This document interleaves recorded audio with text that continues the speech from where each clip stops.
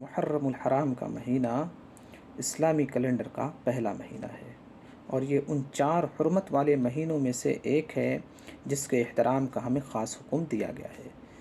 زمانۂ جاہلیت میں کفار و مشرکین بھی اس مہینے کا احترام کیا کرتے تھے اور لڑائی جھگڑے وغیرہ سے دور رہا کرتے تھے۔ اسلام کے آنے کے بعد اللہ رب العالمین نے قرآن مجید کے اندر ان مہینوں کے احترام کا ہمیں خاص حکم دیا ہے، لیکن بڑے افسوس کی بات ہے کہ ہمیں یہی نہیں معلوم کہ یہ 4 مہینے حرمت والے ہیں کون۔ تو یہ 3 مہینے لگاتار ہیں، ذی القعدہ، ذی الحجہ، محرم اور ایک ہے رجب۔ ان مہینوں کے اندر ہمیں گناہوں سے بچنا چاہیے، جرائم کے ارتکاب سے دور رہنا چاہیے، اس لیے کہ ان مہینوں کے اندر گناہوں اور جرائم کی سنگینی دوسرے مہینوں کے مقابلے میں بڑھ جایا کرتی ہیں، لہٰذا ہمیں ان مہینوں کا احترام کرنا چاہیے، انہیں یاد رکھنا چاہیے اور کرنا چاہیے۔